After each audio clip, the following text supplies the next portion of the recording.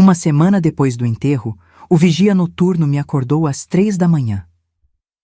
Dona, me desculpe, mas é grave. Acho que o seu filho...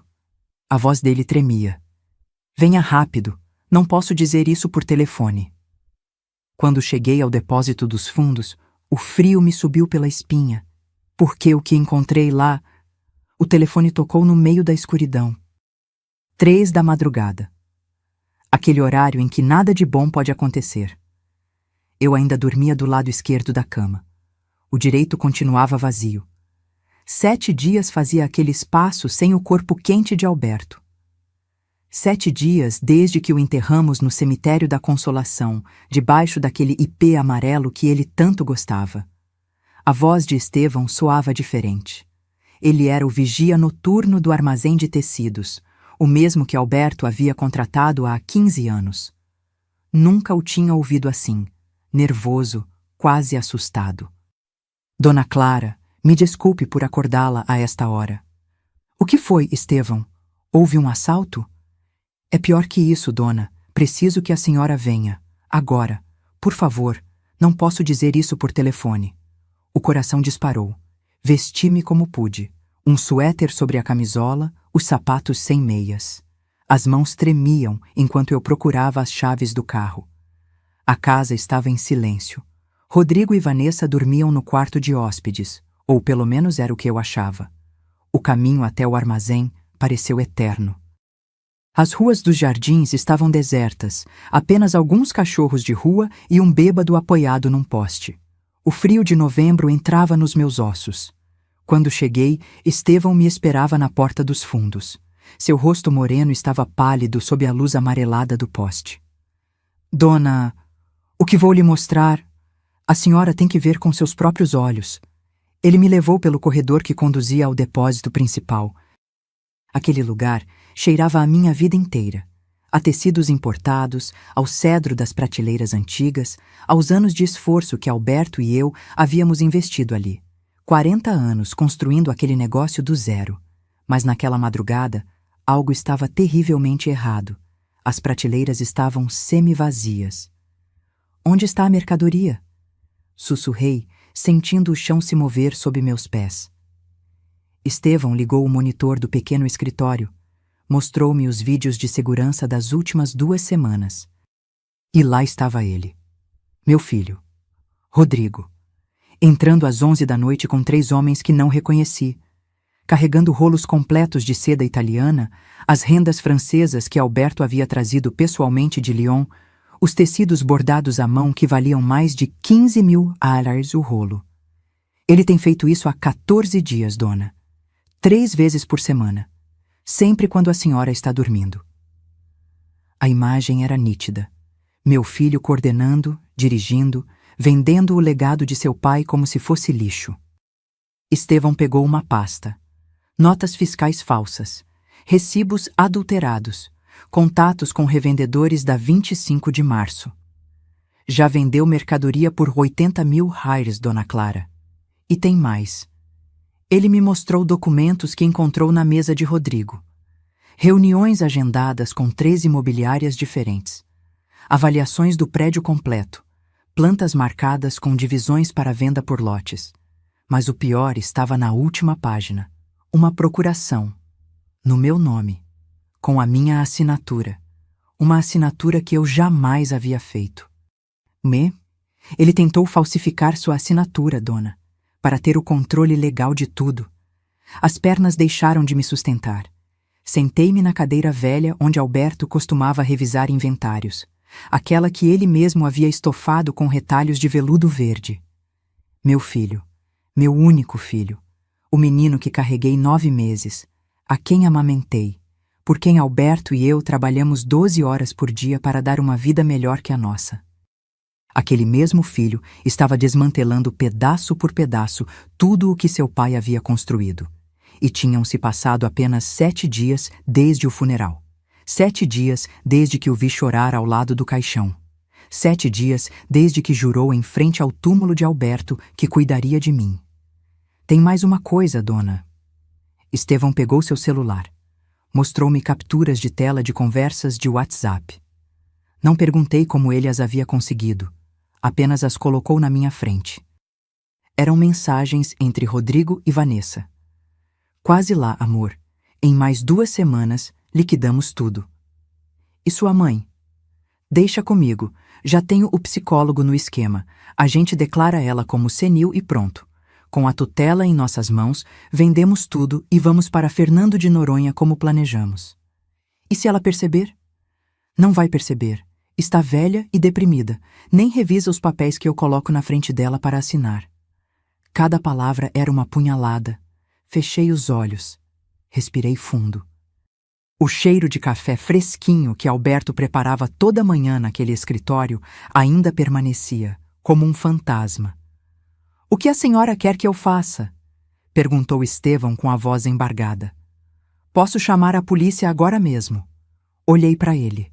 Aquele homem leal que havia cuidado do nosso negócio durante 3 turnos completos, quando estávamos começando. Que havia chorado genuinamente no funeral de Alberto. Que estava me mostrando essa traição, mesmo que lhe doesse. "Não, Estevão, ainda não." "Dona?" Fiquei de pé. Algo dentro de mim havia quebrado, sim, mas algo também havia se acendido. Uma faísca de raiva, de indignação, de uma força que eu não sabia que ainda tinha. "Preciso que você me faça uma cópia de todos esses vídeos, de todos os documentos, de cada mensagem." "A senhora vai confrontá-lo?" Sorri. Foi um sorriso amargo, mas um sorriso. "Vou fazer algo melhor. Vou deixar que ele continue acreditando que sou uma velha boba que não percebe nada." Porque enquanto eu dirigia de volta para casa, enquanto o sol começava a romper o horizonte com tons laranjas sobre os prédios da cidade, entendi algo que Alberto sempre me dizia. "Clarinha, quem se acha muito esperto acaba sendo o mais bobo." E meu filho estava prestes a aprender essa lição, da forma mais dura. Se esta história está tocando seu coração, inscreva-se no canal para continuar me acompanhando neste relato, porque o que vem por aí, ninguém esperava.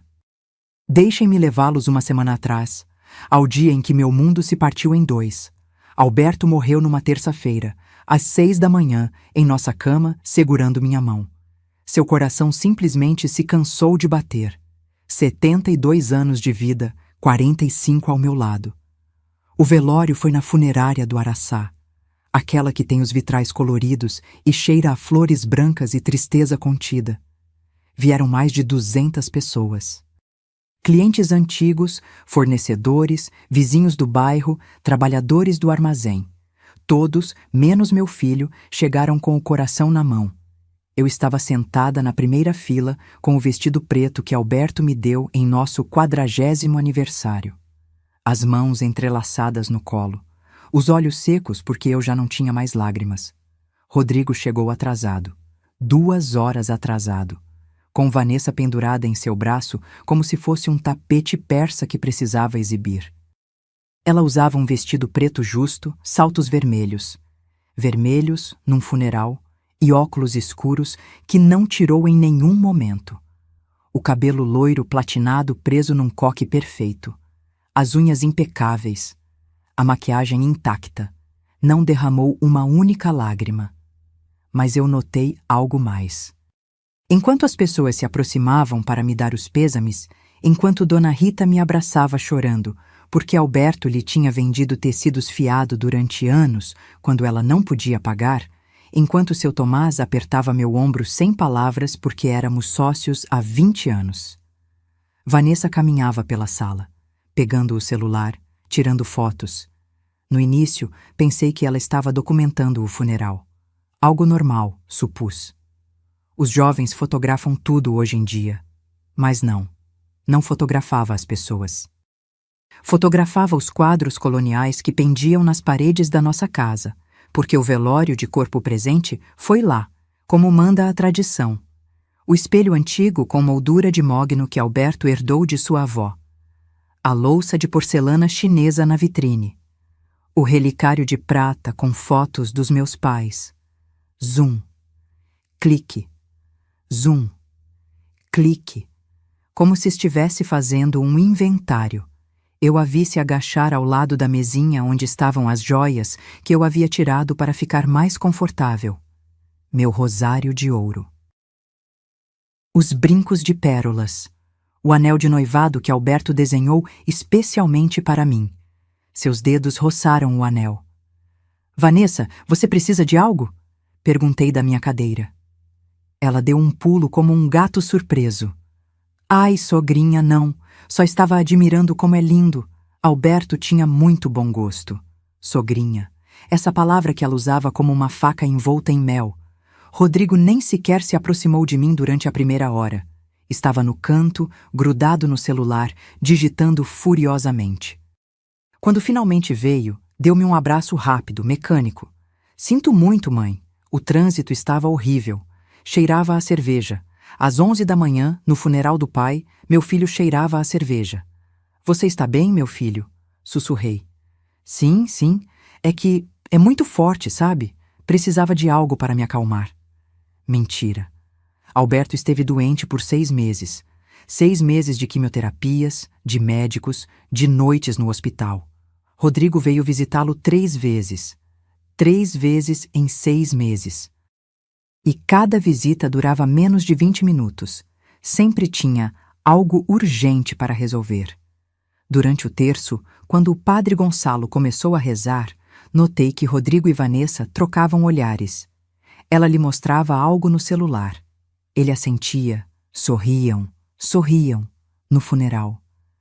Dona Rita, que estava sentada ao meu lado, também viu. Clara, minha filha, sussurrou no meu ouvido. Não quero me meter onde não sou chamada, mas esses dois, algo não me cheira bem. Eles só estão nervosos, Rita. É a forma deles de lidar com a dor. Como fui ingênua, como fui cega. Depois do enterro, quando voltamos para casa, Vanessa se ofereceu para me ajudar a organizar. Sogrinha, a senhora descanse, eu me encarrego de arrumar tudo. E assim o fez. Recolheu as flores, os pratos, as xícaras de café. Também pegou o porta-joias que estava sobre a minha penteadeira. Abriu. Revisou peça por peça. Tirou fotos de cada uma. Eu a vi pelo reflexo do espelho do corredor. Está procurando algo, Vanessa? Não, sogra. Só queria guardar tudo em um lugar seguro. Com tanta gente entrando e saindo, nunca se sabe. Fechou o porta-joias. Entregou-mo com um sorriso perfeito. Mas eu havia contado as peças naquela manhã. Faltava algo. Um broche pequeno, de ouro branco com 3 diamantes. Nada ostensivo, mas tinha um valor sentimental enorme. Alberto me deu quando Rodrigo nasceu. Não disse nada. Ainda não. Naquela noite, quando todos se foram, quando a casa ficou em silêncio sepulcral, Rodrigo bateu à porta do meu quarto. Mãe, preciso falar com você. Entrou. Sentou-se na beira da cama. Não do lado de Alberto, mas no meu, invadindo o meu espaço. Olha, sei que é difícil. Para mim também é. Mentiroso. Mas temos que ser práticos. Papai não está mais aqui. E você... Você não pode ficar sozinha nesta casa enorme. Não na sua idade, 67 anos. Essa era a minha idade. Não 90. Vanessa e eu estivemos conversando. Achamos que o melhor é que você venha morar conosco. Ou melhor ainda, nós nos mudamos para cá com você. Temporariamente, claro, para cuidar de você. Não preciso que cuidem de mim, Rodrigo. Mãe, por favor, não seja teimosa. Além disso, alguém tem que tomar conta do negócio agora que o papai não está. Aí estava. O negócio. Eu vou tomar conta do negócio, como sempre fiz. Rodrigo soltou uma risada curta, seca. Mãe, com todo o respeito, você não sabe nada de finanças modernas. O negócio precisa se renovar, se digitalizar. Eu estudei administração, lembra? Estudou 2 anos, nunca se formou. Mas tinha um diploma da universidade particular mais cara da cidade. Isso sim, pago com o nosso suor. Me dê uns dias, meu filho. Deixe-me processar tudo isso. Claro, mãe. Claro. Levantou-se. Deu-me um beijo na testa. Frio. Calculado. Como beijar uma estátua. Antes de sair, virou-se. Ah, a propósito. Papai deixou tudo em ordem para você, certo? O testamento, os papéis do negócio, as escrituras? Sim, Rodrigo, está tudo em ordem. Perfeito, porque preciso que você me dê acesso às contas bancárias, para ir revisando os gastos do funeral, essas coisas. Veremos isso depois. Sua mandíbula se retesou, só por um segundo, mas eu vi. Como quiser, mãe. Descanse. Fechou a porta. Fiquei ali, sentada naquela cama que cheirava a doença e despedida. Abracei o travesseiro de Alberto. Ainda guardava a forma de sua cabeça. E chorei. Chorei porque havia perdido o amor da minha vida. Mas, acima de tudo, chorei porque, no fundo, naquele lugar escuro que eu não queria aceitar, eu sabia que meu filho não tinha vindo se despedir do pai. Tinha vindo reivindicar sua herança. E eu, como uma boba, ainda queria acreditar que estava errada. Mas o pior ainda não havia acontecido. Preciso que entendam algo. Para compreender o que veio depois, precisam saber quem fomos, Alberto e eu. O que construímos. E por que doeu tanto ver tudo desmoronando. Conheci Alberto em 1976. Eu tinha 19 anos. Ele, 26. Foi no mercado municipal, um sábado de manhã. Eu acompanhava minha mãe para comprar tecidos para fazer um vestido para minha irmã mais nova. Alberto tinha uma banca minúscula, apenas 3 metros quadrados, cheia de retalhos e rolos empilhados até o teto. Não foi amor à primeira vista. Foi algo melhor. Foi reconhecimento. Ele me olhou nos olhos quando me atendeu. Não para o decote, não para as pernas, para os olhos. Perguntou o que eu procurava, realmente me ouviu, e me mostrou 5 opções diferentes explicando as vantagens de cada tecido. Este é mais fresco para o calor, este outro tem um caimento melhor, este aqui é mais resistente à lavagem. Ele sabia do que estava falando. Não como esses vendedores que te empurram qualquer coisa só para fechar a venda. Alberto amava os tecidos, conhecia cada fibra, cada trama, cada origem. Falava deles como se fossem seres vivos. Voltei no sábado seguinte, e no seguinte, e no seguinte. Até que um dia, depois de comprar meio metro de linho que eu nem precisava, ele se atreveu. A senhorita gostaria de tomar um café comigo quando eu fechar a banca? Casamos 8 meses depois. O casamento foi simples. Na igreja do bairro, com 20 convidados, bolo de fubá e guaraná. Não tínhamos dinheiro para mais. Mas tínhamos algo melhor. Tínhamos um sonho. Alberto queria deixar de ser vendedor ambulante. Queria uma loja própria. Queria importar tecidos de qualidade, não só vender o que chegava das fábricas nacionais. E eu queria construir algo com minhas próprias mãos. Os primeiros anos foram de guerra. Morávamos num quartinho na laje que alugávamos por $300 por mês. Dividíamos o banheiro com outras 3 famílias. Cozinhávamos num fogareiro. Tomávamos banho de água fria porque não dava para o aquecedor. Mas trabalhávamos. Deus, como trabalhávamos. Alberto saía às 5 da manhã para o mercado. Eu ficava cortando, medindo, empacotando pedidos até às 11 da noite. Nos fins de semana, íamos juntos bater de porta em ateliês, de costureiras, de pequenos estilistas. Economizamos cada centavo, cada maldito centavo. Não íamos ao cinema, não comprávamos refrigerante. Nossas roupas eram de segunda mão. O pão eu mesma fazia porque saía mais barato. Em 1979, depois de 3 anos, juntamos o suficiente para alugar uma lojinha no Brás. 18 metros quadrados, paredes descascadas, uma lâmpada pelada pendurada no teto. Mas era nosso. Colocamos o nome Tecidos Contreras. Alberto insistiu que levasse meu sobrenome também, não só o dele, porque dizia que sem mim, sem minhas mãos, sem minha cabeça para os números, nada disso existiria. Somos uma equipe, Clarinha. Metade e metade. E assim foi sempre. Rodrigo nasceu em 1983. Um menino lindo, de olhos grandes e riso fácil. Nós o adorávamos. Era nosso príncipe, nosso motor para seguir em frente. Talvez esse tenha sido nosso erro. Dar a ele tudo o que não tivemos. Alberto não queria que Rodrigo crescesse com privações. Então comprávamos os melhores sapatos, mesmo que continuássemos usando os velhos. Dávamos dinheiro para a escola, mesmo que tivéssemos que pular refeições. Que ele estude, Clarinha. Que não tenha que trabalhar como um burro de carga como nós. E ele estudou. Escola particular, universidade cara, cursos de inglês, computador próprio quando mal começavam a se popularizar. Mas nunca lhe ensinamos o valor do esforço. Nunca o fizemos trabalhar no negócio. Deixa ele se divertir, Clarinha. Já terá tempo de sofrer quando for adulto, como estávamos errados. Em 1995, já tínhamos 3 lojas, uma nos Jardins, outra no Itaim Bibi, outra em Moema. Importávamos tecidos da Itália, França, Japão. Tínhamos contratos com estilistas renomados, com casas de moda, com estúdios de cinema. Tecidos Contreras era um nome respeitado. Compramos a casa em 2001. Uma casa de 2 andares nos Jardins, com jardim e fonte. 3 quartos, escritório, terraço. Custou R$1.200.000. Pagamos em 5 anos, sem financiamento, sem dívidas. Tudo à vista. Com o suor de 40 horas semanais transformadas em 60, em 70. Rodrigo tinha 18 anos quando nos mudamos.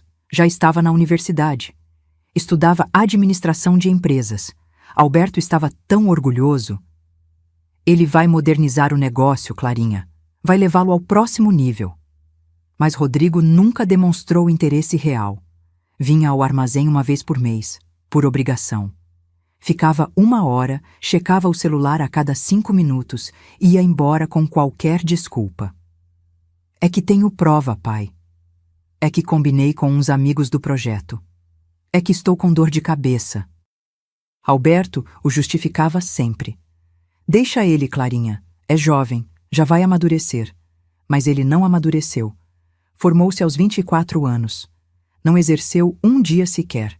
Conseguiu um emprego numa agência de publicidade que faliu em 6 meses.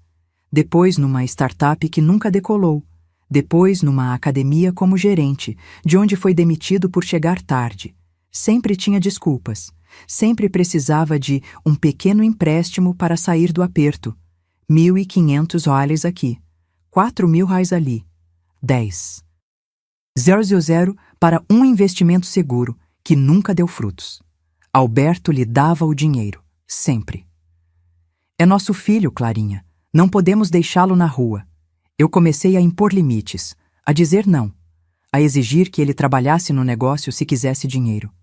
Rodrigo parou de falar comigo por meses. Chamava-me de interesseira. Dizia que eu queria controlá-lo, que não o deixava ser livre. Alberto ficava no meio, tentando mediar. Até que ele conheceu Vanessa. Isso foi há 5 anos. Ela trabalhava organizando eventos corporativos. Ou, assim dizia. Nunca vimos evidência real de seu trabalho, mas sempre usava roupas caras, bolsas de grife, unhas perfeitas. Rodrigo estava encantado.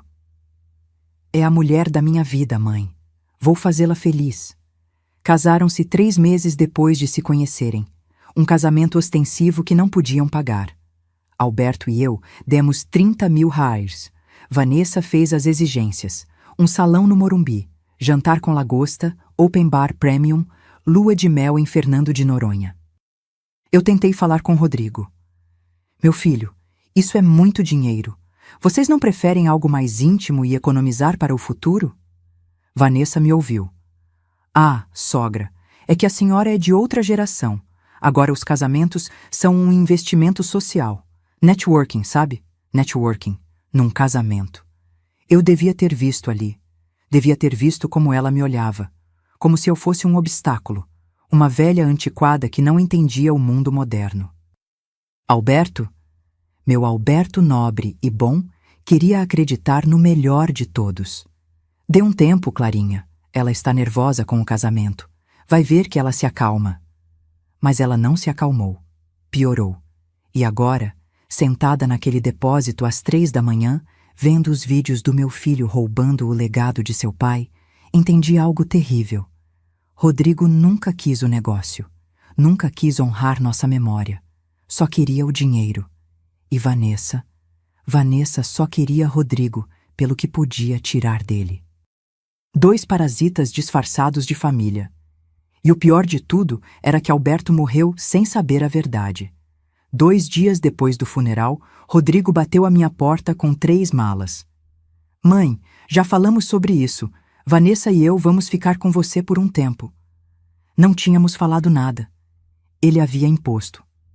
Eu, na minha dor, no meu cansaço, naquela névoa espessa que te envolve quando você perde seu companheiro de vida, simplesmente não tive forças para brigar. É temporário, certo? Perguntei, vendo Vanessa entrar atrás dele com mais 2 malas e 4 caixas. Claro, mãe, só até você se sentir melhor. Você não pode ficar sozinha nesta casa tão grande. A casa tinha 3 quartos. Eles pegaram o que havia sido de Rodrigo quando era criança, o que Alberto havia transformado em escritório depois que ele saiu. A escrivaninha de mogno, onde Alberto desenhava seus catálogos de tecidos. A cadeira giratória que ele tanto gostava. As estantes cheias de amostras de todo o mundo, tudo empurrado para um canto, coberto com um lençol, como se fosse lixo.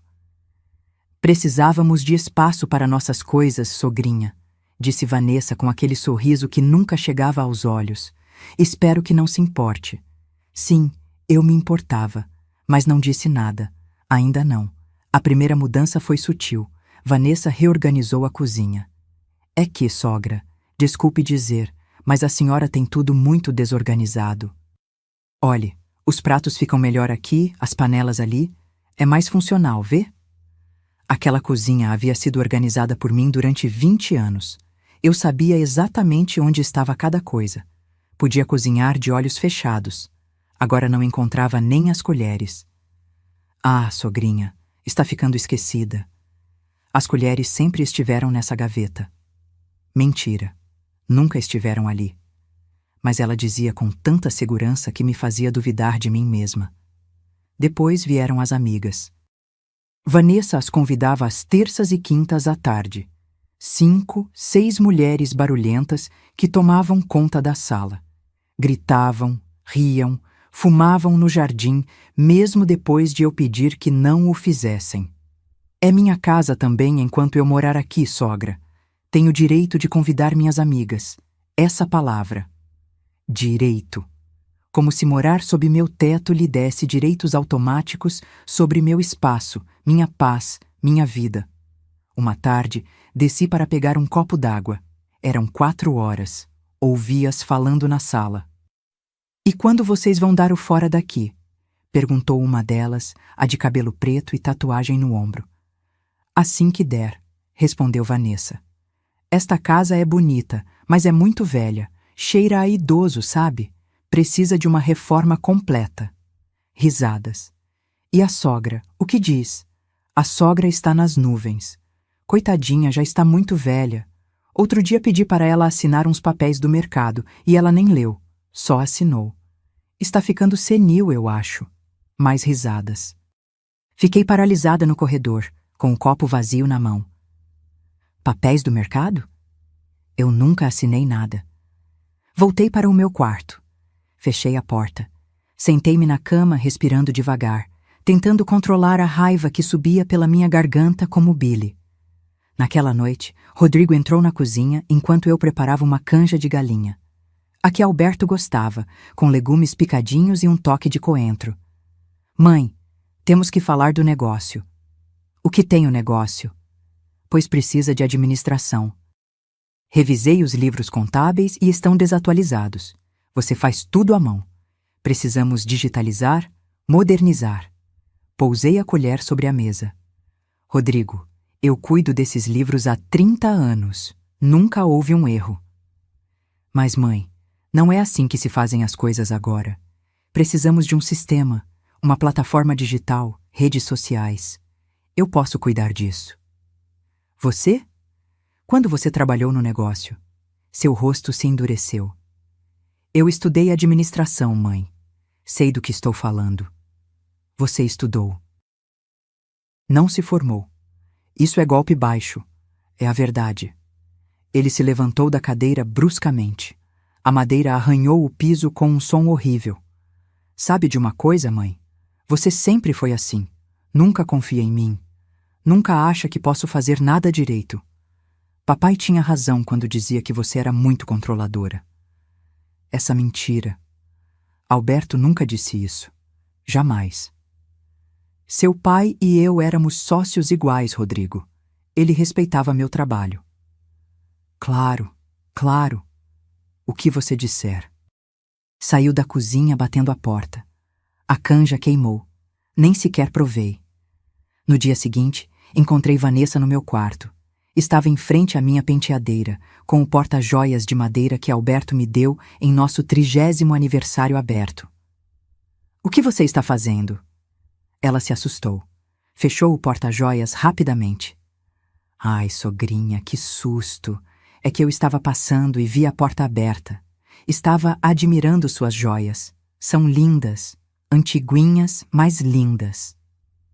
A porta não estava aberta. Eu a havia fechado com chave. Como você entrou? Hã? Ah, a porta estava aberta, eu disse. Mentindo. Descaradamente. Vanessa, este é meu quarto privado. Preciso que respeite meu espaço. Ela soltou uma risadinha, como se eu tivesse dito algo engraçado. Ah, sogra, não fique paranoica. Só estava olhando. Não vou roubar nada. Passou ao meu lado roçando no meu ombro, forte demais, intencionalmente. Deveria trancar a porta se é tão desconfiada, disse antes de sair. Revisei o porta-joias. Faltavam os brincos de esmeraldas que Alberto me deu quando Rodrigo nasceu. Valiam 8.000 reais. Desci para confrontá-la. Estava na sala, pintando as unhas de vermelho sangue.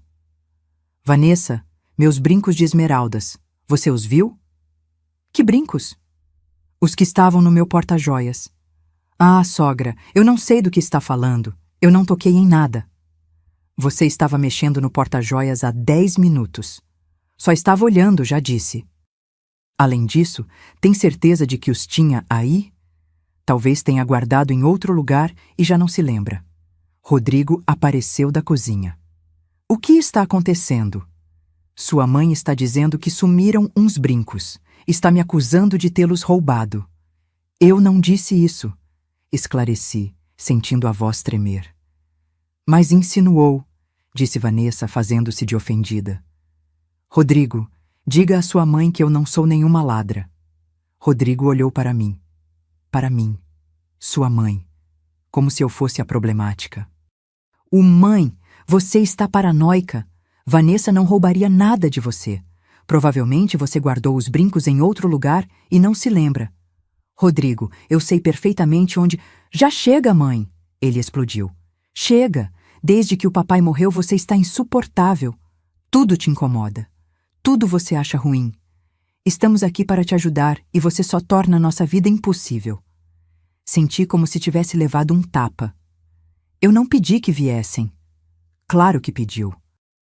Você está sozinha, está vulnerável, está triste, precisa de companhia. O que eu preciso é de paz. Vanessa soltou uma risada seca. Paz? Sogra, a senhora não sabe nem o que precisa. Por isso estamos aqui. Para cuidar de você. Para cuidar de mim. Como se eu fosse uma inválida. Como se fosse uma velha senil incapaz de se virar sozinha. Naquela noite, não consegui dormir. Fiquei olhando para o teto, ouvindo as risadas que vinham do quarto ao lado. Rodrigo e Vanessa comemorando algo. Bebendo. Música baixa. Levantei-me às 2 da manhã. Fui à cozinha pegar água. Encontrei o cesto de lixo aberto. E ali, entre cascas de laranja e sacos de pão, estava o álbum de fotos da família. O que Alberto e eu havíamos montado durante 40 anos. Nosso casamento. O nascimento de Rodrigo. Seus primeiros passos, natais, aniversários, viagens, toda a nossa vida juntos, no lixo. Peguei o álbum. As mãos tremiam tanto que quase o deixei cair. Algumas fotos estavam amassadas, outras rasgadas. Na primeira página, com a letra de Vanessa, havia um post-it. Isso não serve mais, ocupa muito espaço. Abracei o álbum contra o peito, e ali, na escuridão da minha própria cozinha, na casa que Alberto e eu compramos com o suor de décadas. Chorei em silêncio, para que não me ouvissem, para que não me chamassem de dramática, para que não me dissessem, mais uma vez, que eu estava exagerando. Mas algo dentro de mim, naquela noite, parou de doer e começou a arder. Agora vocês entendem por que aquela ligação de Estevão às 3 da manhã não me surpreendeu tanto quanto deveria. Eu já sabia que algo estava errado. Só não sabia quão profunda era a traição. Parada naquele depósito, vendo as prateleiras vazias, os vídeos de segurança, os documentos falsificados, tudo fez sentido. As saídas noturnas de Rodrigo para a academia. As ligações sussurradas que ele desligava quando eu entrava no quarto. A insistência de Vanessa para que eu assinasse papéis sem importância. Tudo era parte do plano. Dona, tem mais, disse Estevão, tirando-me dos meus pensamentos. Ele me mostrou uma pasta parda escondida atrás do arquivo. Dentro havia notas fiscais. Muitas notas. Vendas realizadas nas últimas 2 semanas. 12 rolos de seda italiana a 1.200 reais cada. Vendidos a R$ 500. Prejuízo, R$ 8.400. 25 metros de renda francesa vintage a R$ 2.000 o metro. Vendidos a R$ 800. Prejuízo, R$ 30.000. 8 rolos de linho egípcio bordado à mão. Peças únicas que Alberto trouxe pessoalmente do Cairo há 10 anos. Vendidos por R$ 5.000 quando valiam R$ 30.000. A lista continuava. E continuava. E continuava. Quanto no total? Perguntei, embora não quisesse saber a resposta. Estevão checou suas anotações. R$ 80.000 em mercadoria vendida abaixo do custo. E isso é só o que consegui documentar. Pode ser mais. O escritório girou. Agarrei-me à mesa de Alberto para não cair. Aquela mesa onde ele passava horas calculando preços justos, margens corretas, onde acariciava os tecidos como se fossem tesouros. Porque eram. Cada peça naquele armazém tinha uma história, uma viagem, um fornecedor de confiança, anos de relações construídas, e Rodrigo estava doando tudo como se fosse lixo de feira. Aqui está o pior, dona. Estevão abriu 3 documentos sobre a mesa. Avaliações de imobiliárias. O prédio completo, depósito, escritórios, a loja do térreo, avaliado em R$ 3.000. As 3 avaliações eram da semana passada. Uma tinha uma nota manuscrita de Rodrigo. Urge venda rápida. Aceito R$ 2.500.000 se for à vista. Ele estava disposto a queimar o prédio por mais de R$ 500.000 abaixo do seu valor. Por que tanta pressa? Tem mais, dona. Me perdoe, mas eu revistei a mesa dele. Encontrei isto. Ele me entregou um envelope amassado, escondido na última gaveta. Dentro havia 3 cartões de crédito em nome de Vanessa Sanches Ruiz. As faturas anexadas mostravam dívidas de R$ 120.000. Compras em lojas de departamento, restaurantes caros, viagens, bolsas de grife, sapatos, spa, salão de beleza, uma vida de luxo paga com dinheiro que não tinham. Continuei revisando. Encontrei comprovantes de uma plataforma de apostas esportivas, em nome de Rodrigo Contreras. Perdas acumuladas, R$ 50.000. Em 6 meses. Meu filho era um viciado em jogo. Minha nora, uma gastadora compulsiva. E juntos haviam acumulado quase R$ 200.000 em dívidas. Por isso precisavam do dinheiro. Não era pura ambição. Era desespero. Dona... A voz de Estevão me tirou do choque. Também encontrei isto. Ele me mostrou seu celular. Capturas de tela de um grupo de WhatsApp chamado Projeto FN. FN. Fernando de Noronha. As mensagens eram entre Rodrigo e Vanessa. Li em silêncio, sentindo como cada palavra era um punhal. Rodrigo. Já vendi mais R$ 15.000 em tecidos. Estamos indo bem, Vanessa. E sua mãe continua sem suspeitar de nada? Rodrigo. De jeito nenhum. Está avoada desde que meu pai morreu. Nem checa o depósito. Vanessa. Perfeito. Já contatou o tabelião? Rodrigo. Sim. Ele me cobra 8.000 reais para fazer os papéis falsos da procuração. Diz que em 2 semanas está pronto. Vanessa. Vale cada centavo. Assim que tivermos o controle legal, vendemos tudo e damos o fora. Rodrigo. Tem certeza que quer Noronha? Eu prefiro Floripa. Vanessa. Tanto faz, amor. O importante é sair desta cidade horrível e da sua mãe dramática. Rodrigo. KKK. Eu sei. Sempre foi assim. Controladora e amargurada. Vanessa. Você acha que ela vai dar problema quando dissermos que vamos colocá-la no asilo? Rodrigo. Deixa comigo. Já tenho o psicólogo no esquema. Ele vai avaliá-la, vai dizer que está senil e pronto. Tutela legal para nós. Vanessa. Você é um gênio, meu amor. Rodrigo. Eu sei.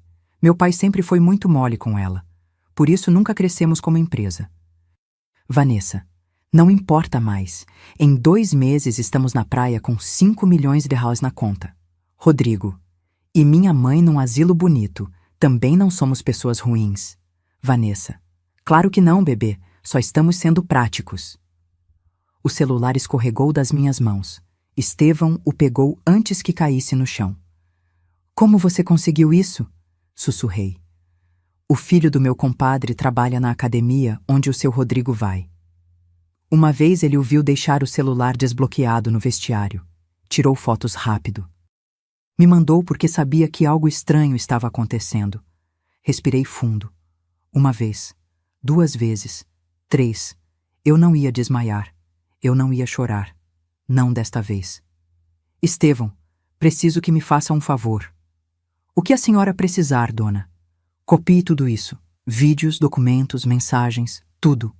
Em 3 pendrives diferentes. Sim, dona. E não diga a ninguém que me mostrou isso. A ninguém. Nem à sua esposa, nem aos seus filhos, nem ao seu compadre. Entendido? Entendido. Se Rodrigo lhe perguntar algo, você não sabe de nada. Não viu nada. Certo? Claríssimo, dona Clara. Sentei-me na cadeira de Alberto.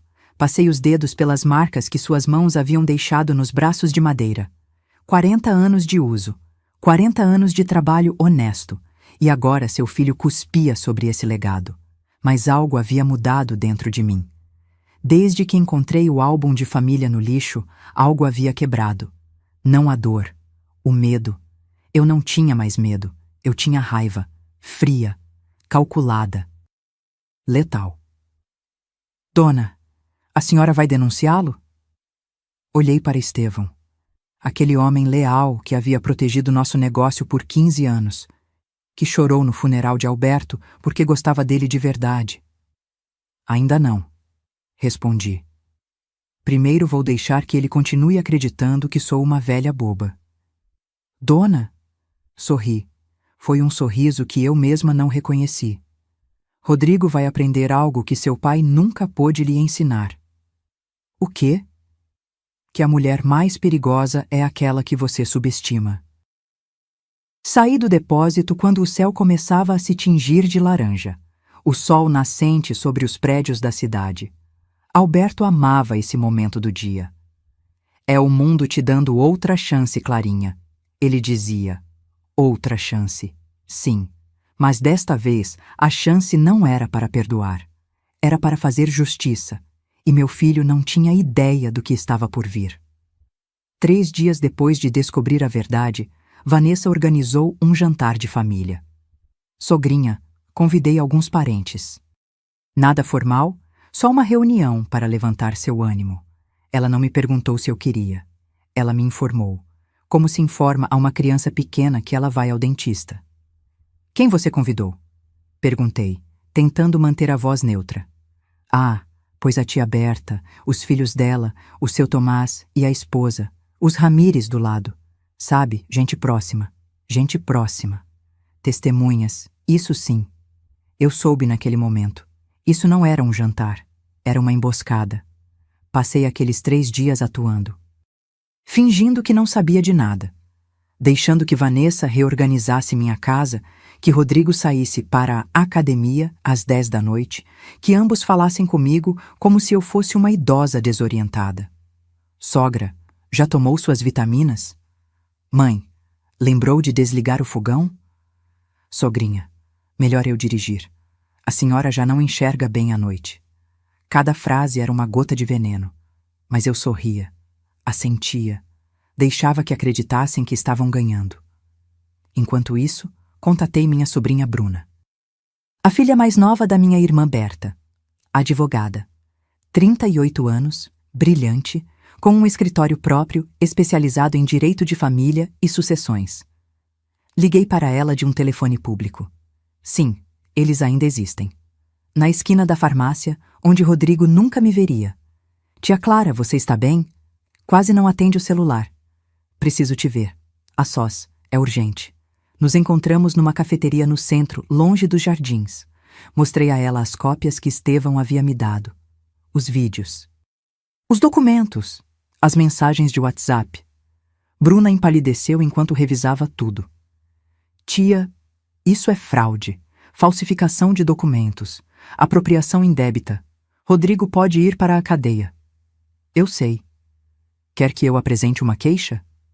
Ainda não. Por quê? Fiquei olhando para minha xícara de café. Já estava frio. Porque primeiro quero que ele sinta o que eu senti. A humilhação, o desprezo, a traição. Bruna pegou minha mão sobre a mesa. Tia, eu te entendo, mas isso é delicado. Se esperarmos muito, ele pode vender mais coisas, pode falsificar mais documentos. Estevão está vigiando. Eles não vão tirar um alfinete a mais daquele depósito sem que saibamos.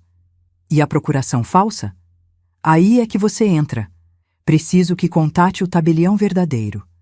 O tabelião Medeiros, o que fez o testamento de Alberto. Que ele tenha tudo pronto caso Rodrigo tente apresentar documentos falsos. Bruna assentiu, tomando notas em seu celular. Algo mais? Sim. Investigue as dívidas da Vanessa. Preciso saber exatamente quanto ela deve e a quem. Isso eu consigo em 2 dias. Perfeito. E Bruna, preciso que você venha ao jantar de sexta-feira.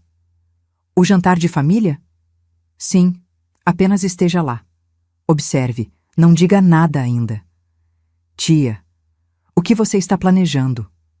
Sorri. Aquele sorriso novo que eu havia descoberto, o que dava medo.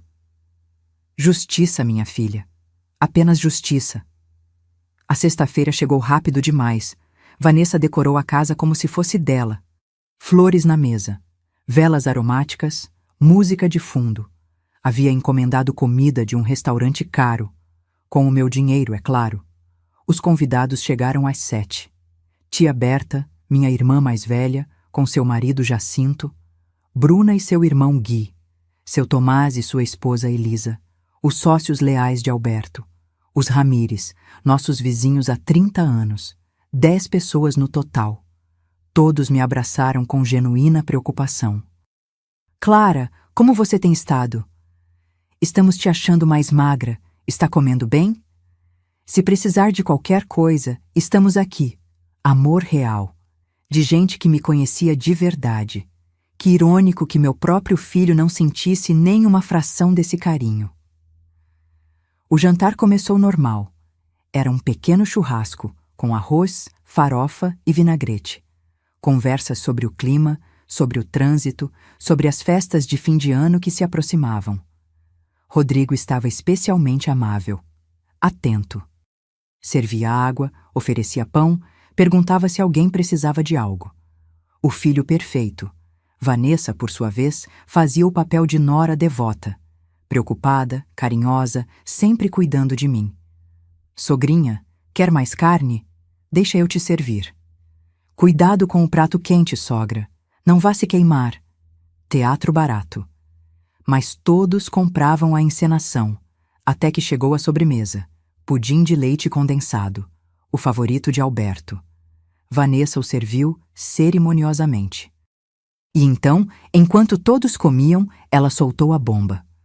Bom, família, Rodrigo e eu convidamos vocês hoje porque precisamos falar de algo importante. Meu garfo congelou no meio do caminho. É sobre a mãe do Rodrigo, sobre a Clara. Todos se viraram para mim. Vejam, não é fácil dizer isso, mas temos notado mudanças preocupantes no comportamento dela. Silêncio absoluto. Que tipo de mudanças? Perguntou tia Berta, franzindo a testa. Rodrigo assumiu o controle. Limpou a boca com o guardanapo, fez cara de sofrimento. Mamãe tem esquecido coisas, repetido histórias, confundido datas. Na terça passada, acrescentou Vanessa, ela perguntou 3 vezes se já tínhamos jantado. E estávamos jantando naquele momento. Mentira, nunca aconteceu. Além disso, continuou Rodrigo, encontramos o fogão aceso 2 vezes de madrugada. Ela diz que não se lembra de tê-lo ligado. Outra mentira. E bom. Vanessa baixou a voz, como se doesse dizer. Outro dia, a encontrei falando sozinha no jardim, tendo uma conversa completa com Alberto. Murmúrios ao redor da mesa. É normal falar com quem perdemos, disse Dona Elisa, defensiva. Sim, claro, assentiu Rodrigo, mas é que ela acreditava que ele estava respondendo. Acreditava que o ouvia. Mais mentiras, todas mentiras, mas tecidas com detalhes suficientes para soarem críveis. Também notamos que ela está mais irritada, acrescentou Vanessa. Fica brava por qualquer coisa. Nos acusa de mexer nas coisas dela, de roubá-la. Ela te acusou de roubá-la? Perguntou tia Berta, olhando para mim.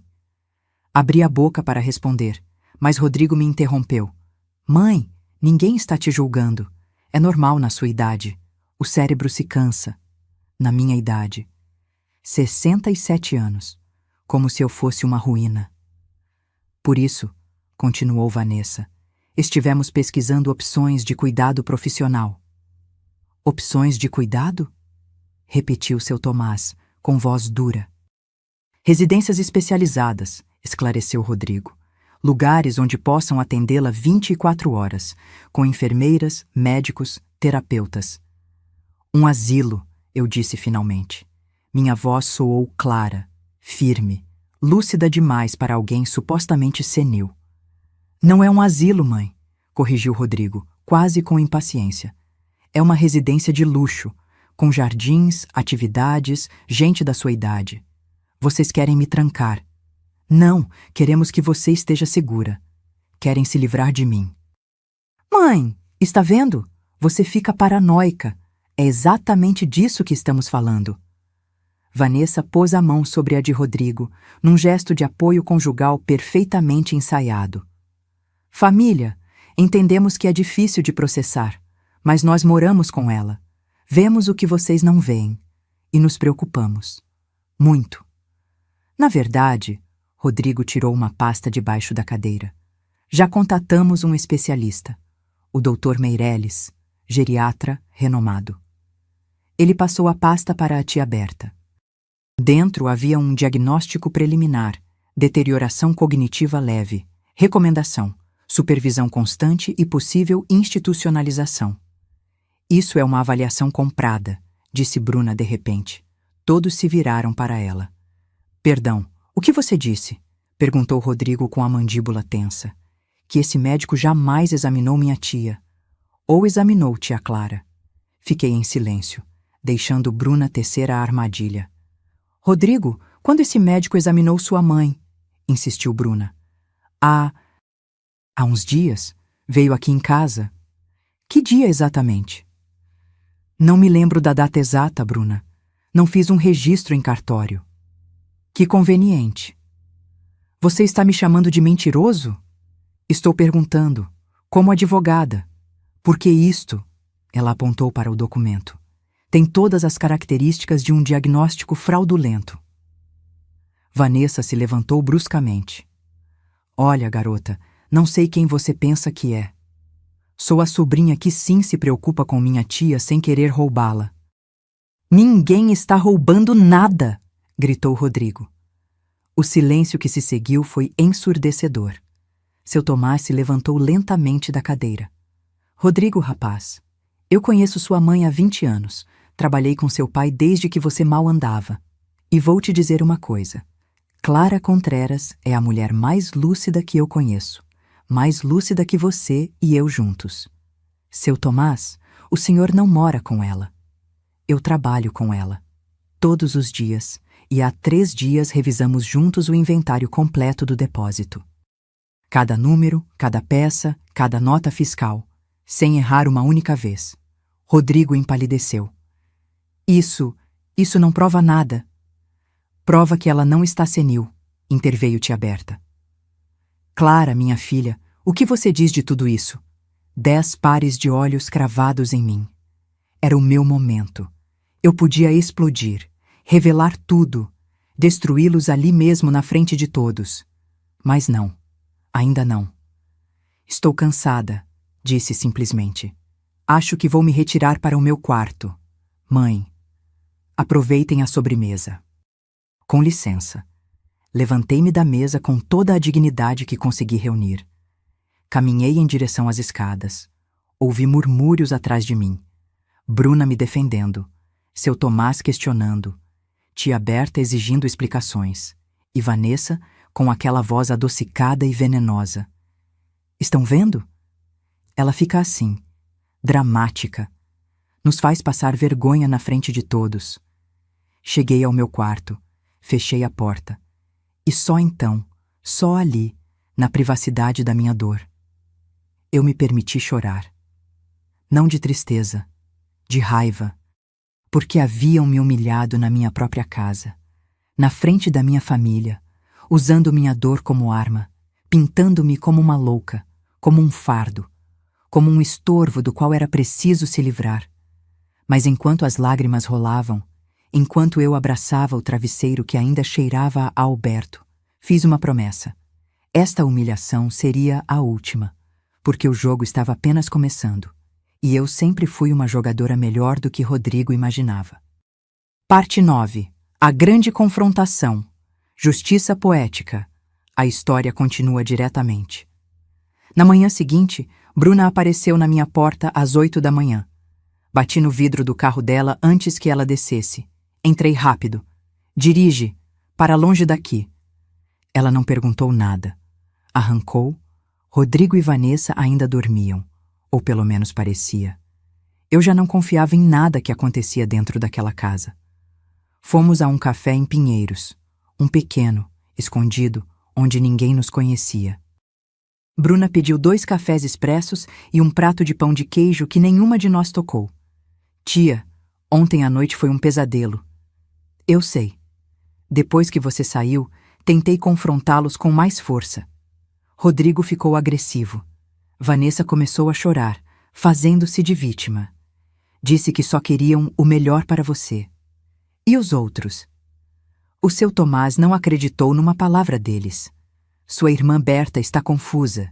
Diz que Rodrigo sempre foi complicado, mas que nunca o imaginou capaz de algo assim. Tomei um gole de café.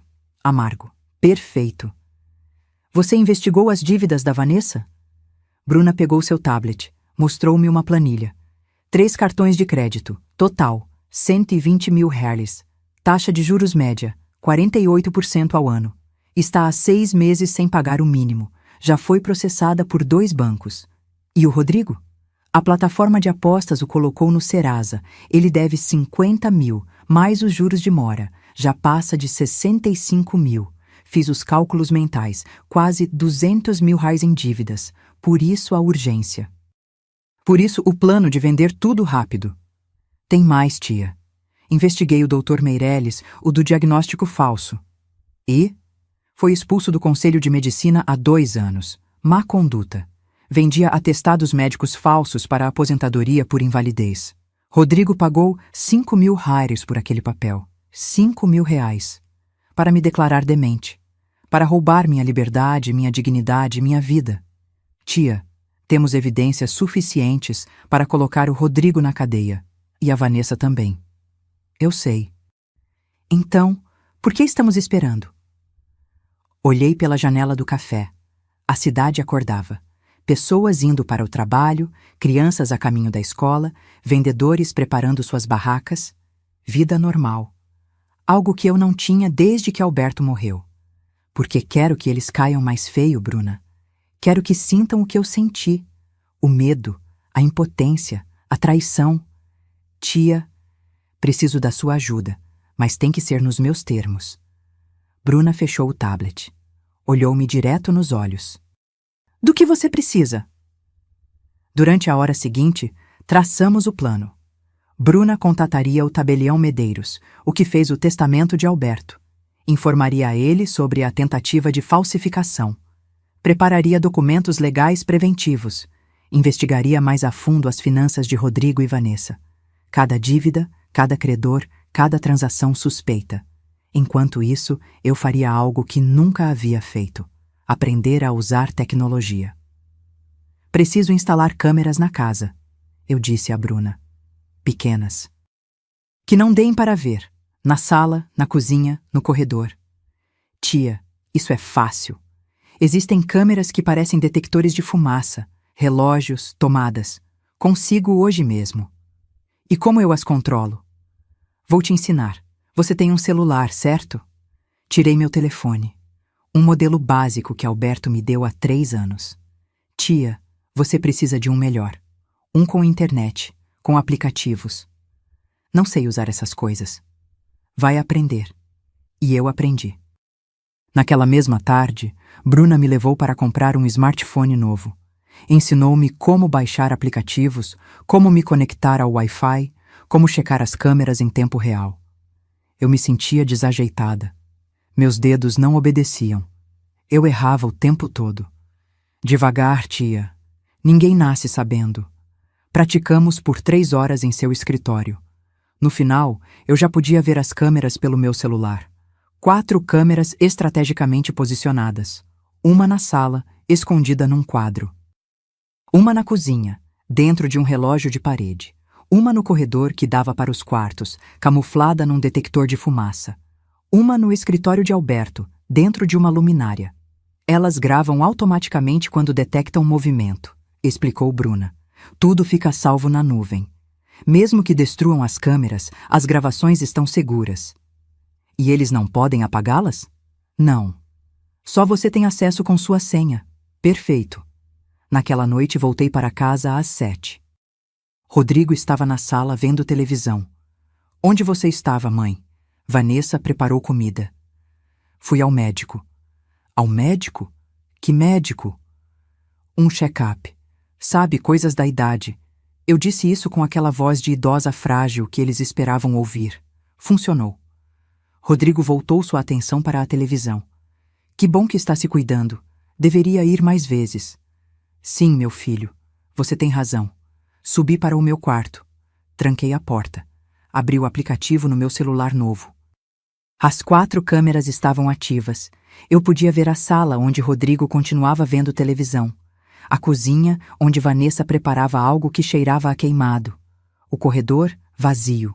O escritório de Alberto, intacto. Esperei. Às 9 da noite, Rodrigo bateu à minha porta. Mãe, está acordada? Sim, meu filho. Posso entrar? Entre. Ele entrou com um envelope na mão. Olha, preciso que você assine estes papéis.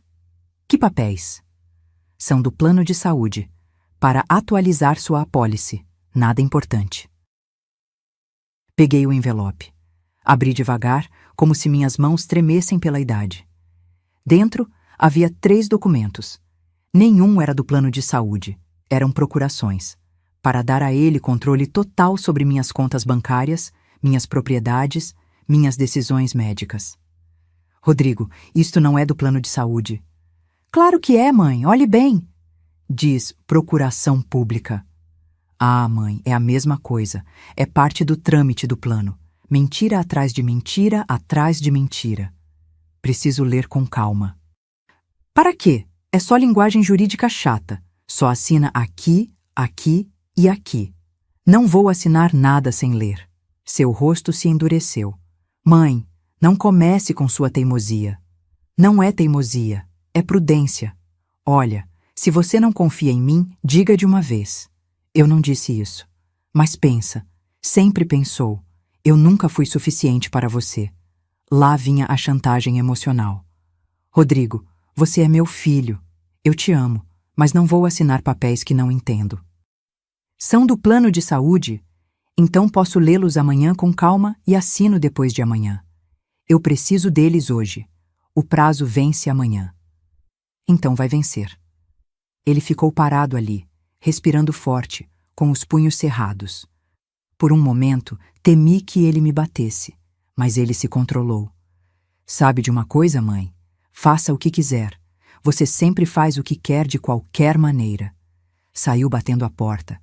A câmera do corredor capturou tudo, descendo as escadas furioso. Entrando na sala onde Vanessa o esperava. Ela assinou? Perguntou ela. Não. A velha desconfiada não assinou. Você disse o negócio do plano? Sim, mas ela não engoliu. Droga, Rodrigo. Precisamos dessas assinaturas. Eu sei, mas não posso forçá-la. Ela ficaria mais desconfiada. Vanessa roeu uma unha perfeitamente feita. Então temos que acelerar o plano B. Que plano B? O do psicólogo, que a declare incapaz. Assim conseguimos a tutela legal sem a assinatura dela. Isso leva tempo. Nem tanto. O Dr. Meirelles disse que em 2 semanas pode ter os papéis, mas precisamos de evidência da deterioração mental dela. Que tipo de evidência? Vanessa sorriu. Aquele sorriso de serpente que eu já conhecia bem. Deixa comigo. Do meu quarto, com o celular na mão, eu vi tudo. Ouvi tudo. E gravei tudo. No dia seguinte, seu Tomás veio me visitar. Marquei com ele no depósito, não em casa. Clara? O que está acontecendo? Ontem à noite seu filho me ligou perguntando pelos livros contábeis do negócio. O que você disse a ele? Que você é a sócia majoritária e que sem sua autorização eu não dou nada. Ele ficou bravo. Muito bravo. Obrigada, Tomás. Preciso que continue assim. Não dê a ele absolutamente nada. Você vai me contar o que está acontecendo? Respirei fundo e contei tudo. Os roubos, as notas falsas, as dívidas, o plano para me declarar senil, para me trancar num asilo, para ficar com tudo. Seu Tomás empalideceu enquanto ouvia. Quando terminei, ele bateu na mesa com o punho. Esse maldito desgraçado. Alberto deve estar se revirando no túmulo. Por isso ele não pode saber de nada, Tomás. Preciso que você haja normalmente, como se não soubesse de nada. Por que não o denunciamos já? Porque quero mais evidências. Quero que ele caia tão feio que não consiga se levantar nunca mais. Tomás me olhou com respeito renovado. Alberto sempre dizia que você era a mais forte dos dois. Agora eu entendo por quê. Você vai me ajudar? Até o fim, Clara. Até o maldito fim. Aquela semana foi uma obra-prima de atuação. Eu, me fazendo de idosa confusa. Rodrigo e Vanessa, achando que estavam ganhando. E as câmeras gravando cada segundo. Gravaram Vanessa escondendo meus óculos para que eu não encontrasse as coisas. Gravaram Rodrigo mudando o controle remoto de lugar e depois me perguntando onde eu o havia colocado. Gravaram Vanessa ligando o fogão em fogo baixo às 2 da manhã, deixando-o aceso para depois descobri-lo pela manhã e dizer que eu o havia deixado assim. Pequenas crueldades projetadas para construir a narrativa deles, para me fazer parecer senil, para justificar o confinamento, mas cada uma delas ficou documentada, com data, hora e evidência clara de manipulação. Enquanto isso, Bruna trabalhava em silêncio. Conseguiu cópias autenticadas do testamento verdadeiro de Alberto. Alertou o tabelião Medeiros sobre a tentativa de falsificação. Preparou uma queixa-crime por fraude, falsificação e abuso de confiança. Contatou os credores de Vanessa para confirmar as dívidas. Encontrou o gerente da plataforma de apostas disposto a testemunhar sobre as perdas de Rodrigo. Cada peça do quebra-cabeça se encaixando. E eu, enquanto isso, continuava sendo a velha boba que não percebia nada. Uma tarde, enquanto preparava café, ouvi Vanessa falar ao telefone no jardim. A câmera a pegou perfeitamente. Sim, Dr. Meirelles, precisamos do laudo para a próxima semana. Não, sem problemas com o pagamento. Depositamos os 5.000 reais como combinado. Perfeito. Que diga deterioração cognitiva severa, não só leve. Precisamos que pareça urgente. Sim, sim, já temos evidência de comportamento errático. Excelente. Nos vemos na sexta. Ela desligou e sorriu, como se tivesse acabado de ganhar na loteria. Não sabia que tinha acabado de assinar sua sentença. Porque a sexta-feira que ela tanto esperava seria o dia em que todo o seu mundo desmoronaria. Na segunda-feira de manhã, desci para tomar café de roupão, com o cabelo despenteado, sem me pentear, arrastando os chinelos. Vanessa estava na cozinha, maquiando-se em frente ao espelhinho que havia pendurado ao lado da geladeira. Bom dia, sogra. Bom dia, minha filha. Já tomou café? Sim, há 1 hora. Quer que eu prepare algo? Não, obrigada. Já comi. Vanessa se virou para mim, semicerrando os olhos. Já comeu? Sogra, são apenas 8 da manhã. A senhora acabou de descer. Sério? Ah, que boba. Me confundi. Registrei a faísca de satisfação em seu olhar. Não se preocupe. Acontece com todas nós. Não com todas. Apenas com as que estão sendo manipuladas para parecerem senes. Servi café. Deixei uma xícara cair acidentalmente. Ela se quebrou em pedaços no chão. Ah, não, desculpe, desculpe. Sogrinha, cuidado. Não se abaixe. Pode se cortar. Eu limpo. Vanessa pegou o celular enquanto varria os cacos. Eu a vi tirar fotos dos fragmentos no chão, evidência da minha falta de jeito. Que previsível. Na terça, durante o almoço, perguntei 3 vezes que dia era. Sogra, eu já disse. É terça-feira. Terça? Pensei que era segunda. Não, é terça. A senhora me perguntou isso há 10 minutos. Perguntei? Não me lembro. Rodrigo e Vanessa trocaram olhares significativos. Naquela noite, ouvi-os falar no quarto. As câmeras não chegavam lá, mas eu havia deixado meu celular novo gravando áudio, escondido no banheiro que compartilhávamos. Bruna havia me ensinado o truque. Ela está piorando rápido, disse Vanessa. Eu sei. Hoje ela quebrou uma xícara. Ontem deixou a torneira da pia aberta por meia hora. Isso era mentira. Mas deixei que acreditassem no que quisessem. O Dr. Meirelles vem na sexta, vai avaliá-la oficialmente. E então teremos o laudo. Quanto tempo depois podemos solicitar a tutela?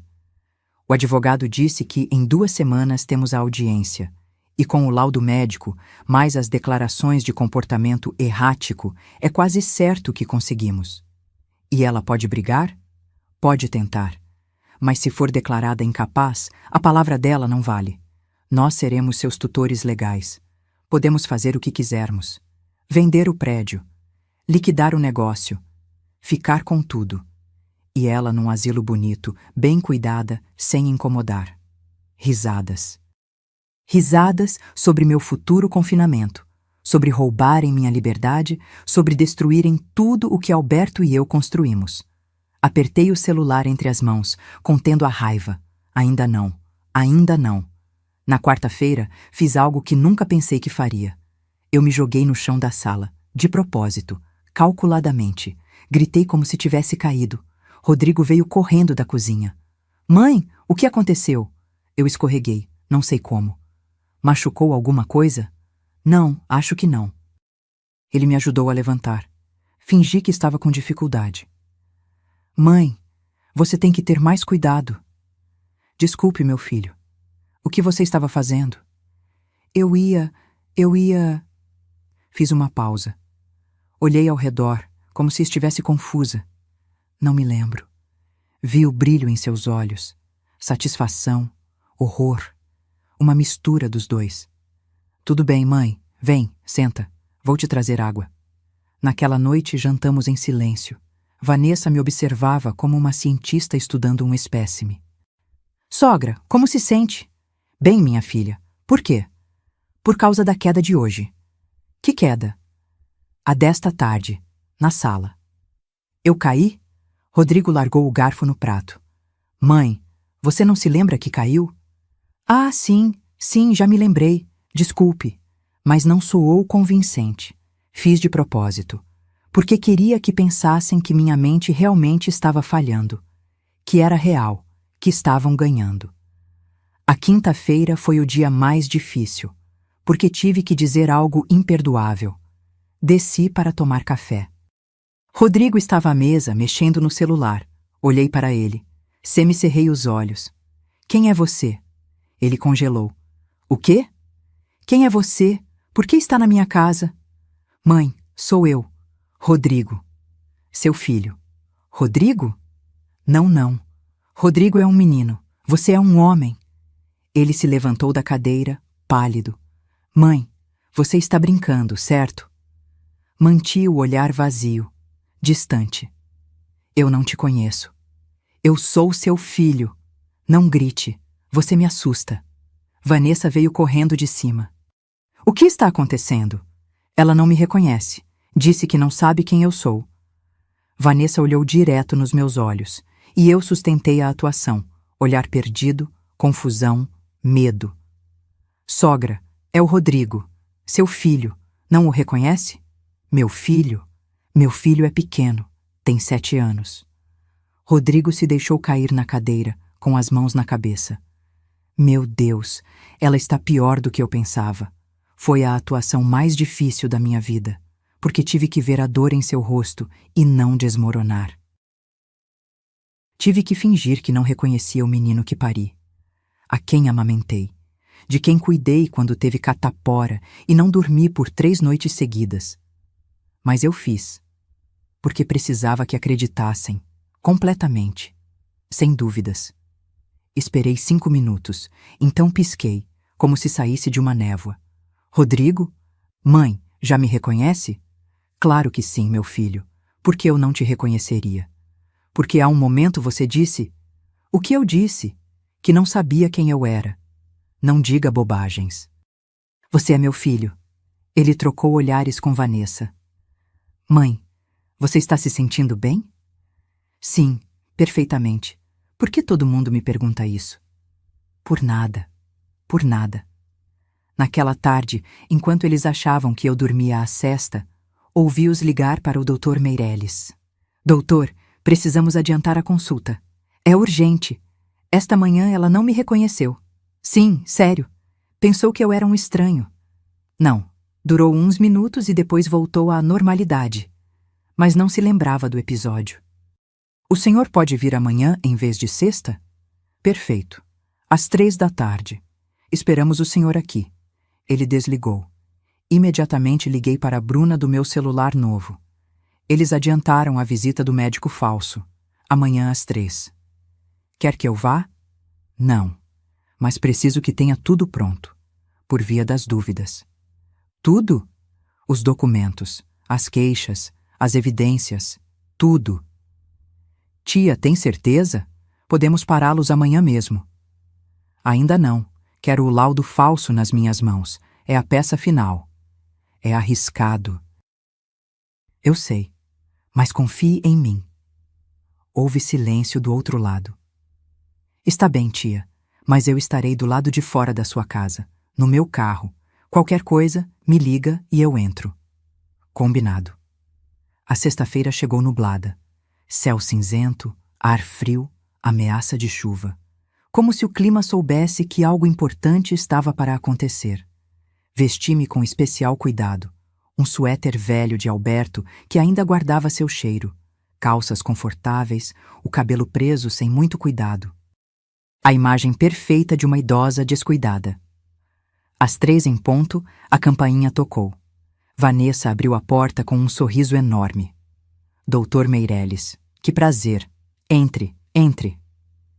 Era um homem baixo, robusto, com óculos grossos e uma maleta de couro gasta. Não inspirava confiança. Inspirava pena. Dona Clara, muito prazer. Sou o Dr. Meirelles. Ele estendeu a mão. Apertei-a fracamente. Doutor? Estou doente? Não, não. Só vim lhe fazer umas perguntas. Uma avaliação de rotina. Por quê? Rodrigo interveio. Porque queremos ter certeza de que você está bem, mãe. Só isso. Ah, bom. Sentamos na sala. O médico abriu sua maleta. Tirou formulários, um tablet, um medidor de pressão. Bem, Dona Clara. Vou lhe fazer algumas perguntas simples. De acordo? De acordo. Que dia é hoje? Fiz uma pausa longa. Quinta? Não, dona. É sexta-feira. Ah, sim. Sexta. Em que mês estamos? Em... Olhei para Rodrigo como se buscasse ajuda. Não a ajude, por favor, disse o médico. Novembro, respondi finalmente. Correto. E em que ano? 2025. Nota: ajustado para o ano atual da interação original. Muito bem. Agora, pode me dizer seu endereço completo? Eu disse. Corretamente. O nome do seu esposo? Alberto Contreras. Onde ele está agora? Baixei o olhar. Morreu. Quando? Há pouco tempo. Pode ser mais específica? Há 2 semanas, acho. Foi há 3. Mas eu precisava que pensassem que eu não tinha certeza.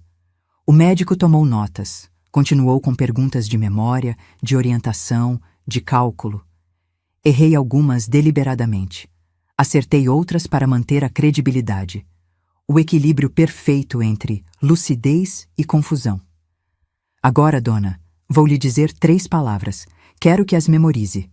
Mais tarde vou perguntar quais eram. Pronta? Sim. Casa, janela, cachorro. Casa, janela, cachorro. Perfeito. Ele seguiu com outros testes. Desenhar um relógio. Eu o fiz errado, colocando os números fora do círculo. Subtrair 7 de 100, sucessivamente. Eu me confundi no terceiro número. Nomear animais em 1 minuto. Só mencionei 6. Tudo calculado, tudo medido. Finalmente, depois de 40 minutos, ele fechou sua pasta. Bem, dona Clara, uma última pergunta. Lembra-se das 3 palavras que lhe disse no início? Fingi pensar. Casa. Sim. E janela. Correto. E a terceira? Silêncio. Olhei para o teto. Para a janela. Para minhas mãos. Não me lembro. Está bem, não se preocupe. O médico se levantou. Falou com Rodrigo e Vanessa em voz baixa, mas alta o suficiente para que eu ouvisse. A deterioração é evidente. Desorientação temporal, falhas na memória recente, dificuldade com tarefas de cálculo. Recomendo supervisão constante. Quão grave é, doutor? Perguntou Vanessa com falsa preocupação. O suficiente para considerar cuidado especializado. Vou emitir o laudo médico recomendando a tutela legal. Quando podemos tê-lo? Envio por e-mail esta noite. E o original autenticado chega por motoboy amanhã. Perfeito, doutor. Muito obrigado. Eles o pagaram em dinheiro. Vi as notas mudarem de mãos. 5.000 hars, o preço da minha liberdade, segundo eles. O preço da destruição deles, segundo eu. Quando o médico foi embora, Vanessa sentou-se ao meu lado. Sogrinha, como se sente? Bem. Por que esse senhor veio? Por nada, sogra. Só um check-up. Ah, Rodrigo estava na cozinha, falando ao telefone com alguém. Sim, já temos o laudo médico. Amanhã teremos o físico. Então podemos entrar com o pedido de tutela na próxima semana. Excelente. Obrigado, doutor. Ele desligou o telefone. Virou-se para ver Vanessa.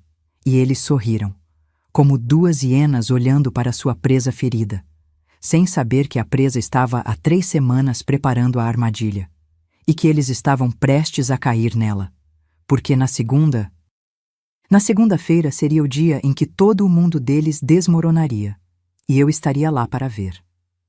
Com um sorriso. No sábado de manhã, Rodrigo entrou no meu quarto sem bater. Eu estava sentada na cama, olhando pela janela. Mãe, precisamos conversar. O que foi, meu filho? Ele se sentou ao meu lado. Pegou minha mão, gesto carinhoso. Falso. Olha, Vanessa e eu estivemos pensando. Esta casa é muito grande para você. Você tem dificuldade em mantê-la. E depois do que o médico viu ontem... Que médico?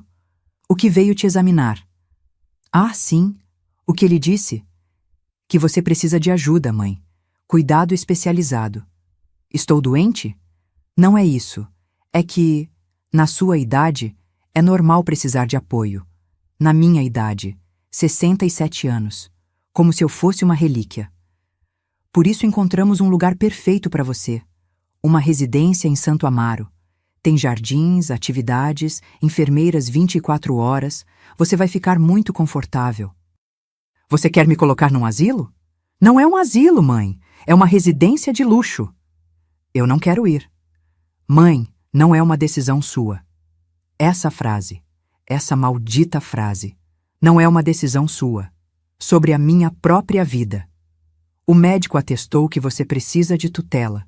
Vanessa e eu vamos solicitá-la na próxima semana. E assim que a tivermos, vamos tomar as decisões que forem melhores para você. Rodrigo, eu sou sua mãe. Você não pode fazer isso. Posso e vou fazer. É para o seu bem. Não é para o meu bem. É pelo meu dinheiro. Ele se levantou bruscamente. Está vendo? Aí está de novo. Sua paranoia. Suas acusações sem sentido. Eu sei o que vocês estão fazendo. Sei do dinheiro que você roubou do depósito. Ele empalideceu. Só por um segundo. Mas eu vi. Não sei do que você está falando. Dos 80.000 Harleys em mercadoria que você vendeu. Das notas falsas. Das reuniões com imobiliárias para vender o prédio. Silêncio absoluto. Seus olhos escureceram. Quem te disse isso? Ninguém precisou me dizer. Eu sei. Você está louca. O médico tinha razão. Você está inventando coisas. O Estevão também está louco? Também está inventando os vídeos de segurança onde você aparece carregando mercadoria às 11 da noite? A cor sumiu do rosto dele. Eu tinha permissão do papai para mover mercadoria. Seu pai está morto, Rodrigo. Mas mesmo que estivesse vivo, jamais teria te dado permissão de doar tecidos que valem 2.000 reais por 500 reais. Eu precisava de dinheiro para pagar suas apostas, seus 50.000 em dívidas de cassino online. Como você sabe? E os 120.000 que a Vanessa deve em cartões de crédito. Ele ficou calado, encurralado. Mãe, Deixa eu te explicar. Não há nada para explicar. Vocês planejaram tudo. Roubar a mercadoria, vender o prédio, me declarar senil, me trancar, ficar com tudo. Nós precisamos do dinheiro. Então trabalhem. Meu grito ressoou pela casa. Vanessa apareceu na porta. O que está acontecendo aqui? Eu contei tudo, amor. Ela sabe de tudo. Vanessa olhou para mim, já não com pena, com ódio puro. E o que a senhora vai fazer, sogra? Ligar para a polícia? Denunciar seu próprio filho? Se for necessário. Ela soltou uma gargalhada seca. Não vai. Mães como a senhora nunca fazem isso. Sempre perdoam, sempre justificam. É meu filhinho, coitadinho, teve uma fase ruim. Você não me conhece. Claro que conheço. Conheço perfeitamente. É uma velha fraca que não consegue largar o filho. Por isso vai assinar o que dissermos. Por isso vai quietinha para a residência. Porque não tem coragem para fazer mais nada. Levantei-me da cama. Caminhei em direção a ela. Devagar. Com toda a dignidade que consegui reunir. Você tem razão em algo, Vanessa. Eu sou mãe. E por muito tempo, isso me tornou fraca. Me tornou cega. Viu? Ela admite.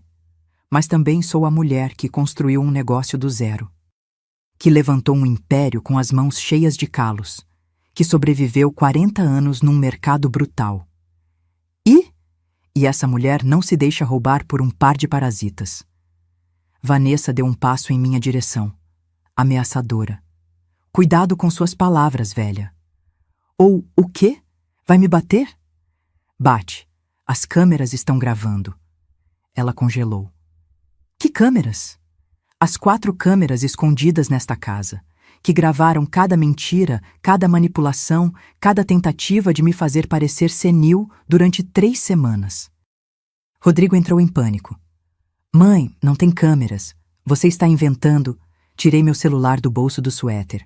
Abri o aplicativo. Mostrei a tela para eles. 4 vídeos ao vivo. Sala, cozinha, corredor, escritório. E no canto superior, o contador. 487 vídeos salvos. Meu Deus! Sussurrou Rodrigo. Tudo está documentado. Vanessa mexendo nos meus óculos. Você mudando o controle remoto. Vanessa deixando o fogão aceso de propósito. As conversas de vocês sobre o projeto Fernando de Noronha. O pagamento ao Dr. Meireles. Tudo. Vanessa arrancou o celular da minha mão. Isso pode ser apagado. Está na nuvem. Mesmo que você destrua o celular, as cópias estão seguras. Com minha sobrinha Bruna. Com o tabelião Medeiros. Com o seu Tomás. Mentira. Liga para ela. Pergunta. Rodrigo se deixou cair na cadeira, com a cabeça entre as mãos. Estamos ferrados. Ainda podemos consertar isso, disse Vanessa. Podemos negociar. Negociar o quê? Perguntei. Nós vamos embora. Agora mesmo. Desaparecemos. E você não apresenta queixa. Em troca de quê? De que Rodrigo continue sendo seu filho. De que você não o coloque na cadeia. Chantagem emocional. Até o último segundo. Rodrigo deixou de ser meu filho quando decidiu me trair. Eu sou seu sangue, ele gritou, levantando-se. Você não pode fazer isso comigo. Você fez isso comigo primeiro. Eu te dei anos da minha vida. Você me deu dívidas, mentiras, traição. Mãe, por favor. Ele se ajoelhou na minha frente. Lágrimas reais, desta vez. Me perdoa. Me perdoa. Foi ideia da Vanessa. Ela me convenceu. Eu não queria. Não coloque a culpa nela. Foi você quem roubou a mercadoria. Você quem falsificou minha assinatura. Você quem me chamou de velha estorvo nas suas mensagens. Eu estava com raiva. Não pensei. Você pensou. E sentiu. E agora vai enfrentar as consequências. A campainha tocou. Vanessa correu para a janela. Tem 2 viaturas da polícia lá fora. Eu a chamei há 1 hora, disse tranquilamente. Você não pode fazer isso. Posso, e estou fazendo. Rodrigo se agarrou às minhas pernas. Mãe, não. Por favor, eu te suplico. Não me coloque na cadeia. O papai não ia querer isso. Essa foi a gota d'água. Abaixei-me. Olhei-o nos olhos. Seu pai morreu acreditando que você era um bom homem. Morreu sem saber que o filho dele era um ladrão, um mentiroso, um traidor. E sabe o que é mais triste, Rodrigo? Que isso foi uma bênção. Porque se ele tivesse vivido para ver isso, teria partido o coração dele. Mãe, mas eu vi, eu vivi. E não vou deixar que você continue cuspindo na memória dele. A campainha tocou de novo. Mais insistente. Desci para abrir. 2 policiais. Uma mulher e um homem. Jovens, sérios. Dona Clara Contreras? Sou eu. Trazemos um mandado de prisão contra Rodrigo Contreras Sanches e Vanessa Ruiz de Contreras. Fraude, falsificação de documentos e apropriação indébita. Estão lá em cima. No meu quarto. Eu os guiei escada acima. Rodrigo continuava ajoelhado no chão, chorando. Vanessa estava junto à janela, procurando uma saída que não existia. Rodrigo Contreras, Vanessa Ruiz, vocês estão presos. Isso é um erro, gritou Vanessa. Essa velha louca está armando para nós. A policial olhou para ela com frieza. Temos evidências sólidas, vídeos, documentos, testemunhos. Não é uma armação, é justiça. Colocaram as algemas neles. Rodrigo me olhou uma última vez. Mãe, você vai mesmo fazer isso? Você já fez, meu filho. Eu só estou terminando o que você começou. Eles os levaram. Os 2. Descendo as escadas da casa onde suas mentiras cresceram. Saindo pela porta que Alberto e eu cruzamos 1000 vezes com esperança. Entrando nas viaturas enquanto os vizinhos olhavam. E eu fiquei ali, parada na entrada, vendo como levavam meu único filho. Não chorei. Ainda não. porque a dor viria depois. Mas naquele momento, eu só senti algo que não sentia há semanas: paz. Bruna chegou correndo 10 minutos depois. Tia, você está bem? Sim, minha filha. Estou bem. Eles serão processados esta tarde. Temos tudo pronto. A evidência é sólida. Quanto tempo? Rodrigo pode pegar de 6 meses a 2 anos por fraude. Vanessa, o mesmo. Mais os processos civis dos credores.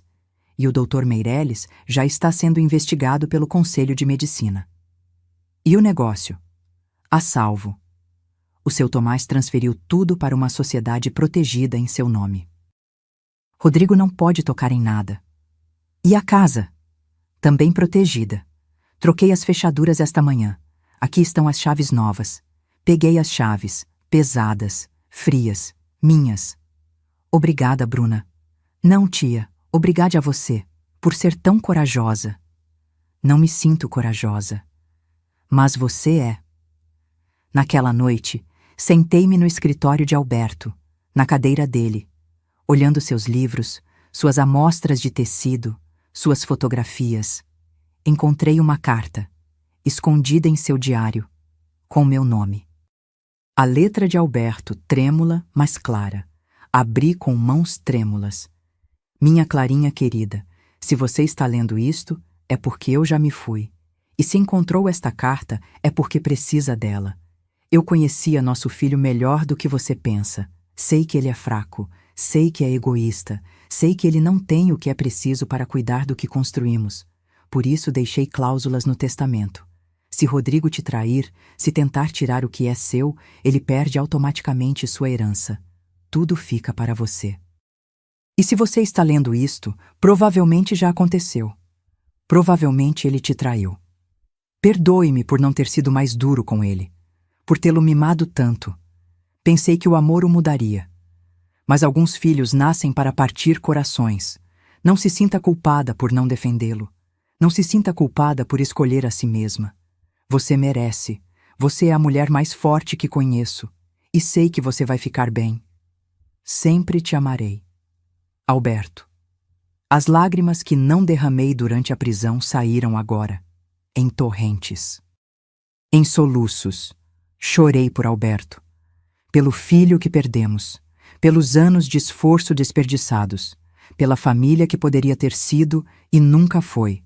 Mas também chorei de alívio, porque eu não precisava mais fingir, não precisava mais suportar, não precisava mais ser fraca.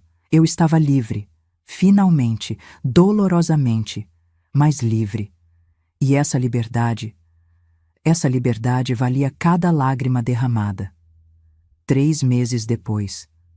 A vida tem um jeito curioso de seguir em frente, mesmo quando você acha que tudo acabou.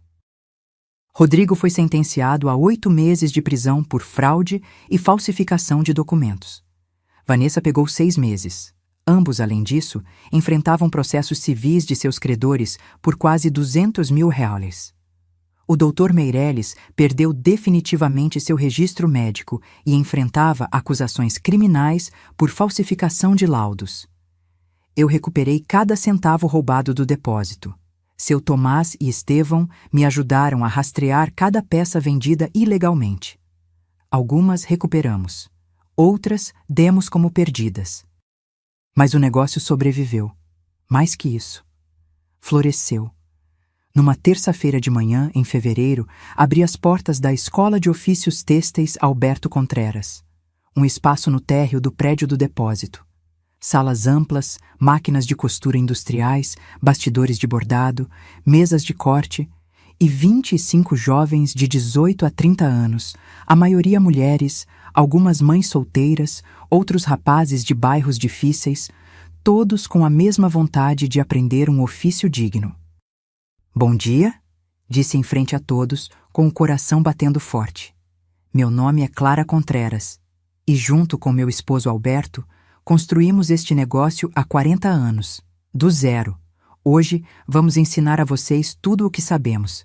Ensinamos a reconhecer tecidos, a calcular custos, a gerenciar estoques, a costurar, a bordar, a desenhar.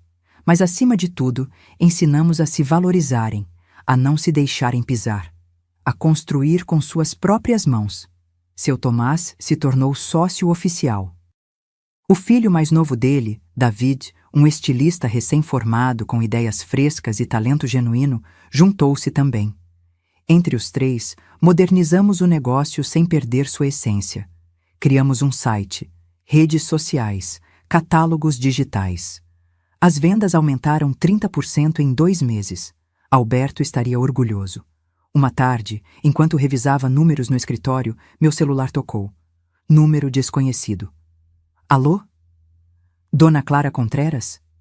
Sou eu. Falo da penitenciária de Tremembé. Seu filho, Rodrigo Contreras, solicita uma visita familiar.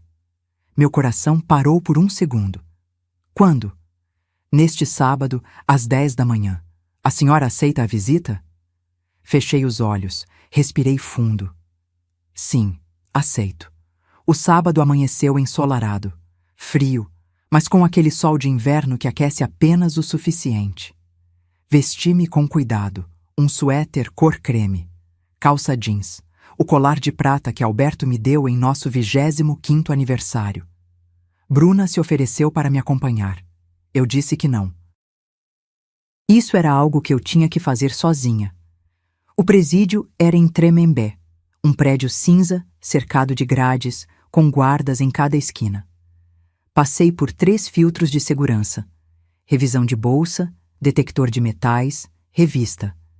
Levaram-me a uma sala de visitas, mesas de metal parafusadas no chão, cadeiras de plástico, cheiro de desinfetante misturado com suor.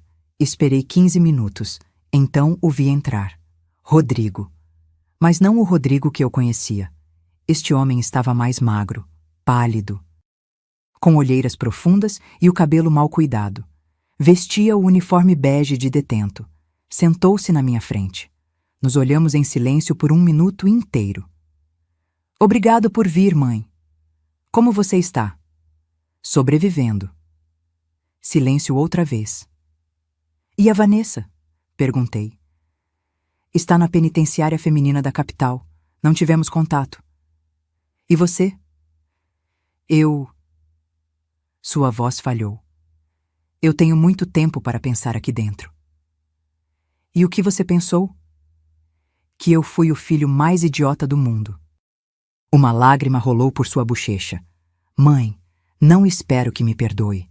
Não espero que esqueça o que eu fiz. Só quero que saiba que eu sinto muito. De verdade, eu sinto. Você sente por ter feito o que fez? Ou sente por ter sido pego? A pergunta o atingiu como um tapa. Sinto. As 2 coisas. Sou honesto. Sinto por ter sido pego, porque agora estou aqui. Mas também, toda noite, eu vejo o rosto do meu pai. E dói. Dói saber que o decepcionei. Que te decepcionei. E seu pai deixou uma carta. Uma carta? Onde dizia que te conhecia, que sabia que você era fraco, que por isso deixou cláusulas no testamento para me proteger de você. Rodrigo fechou os olhos. As lágrimas corriam livremente agora. Ele sempre foi mais inteligente que eu. Sim, ele era. Mãe, sei que não tenho direito de te pedir nada, mas quando eu sair daqui... O quê? Eu posso tentar te compensar de alguma forma? Trabalhar no negócio? Ganhar sua confiança de novo? Olhei para meu filho.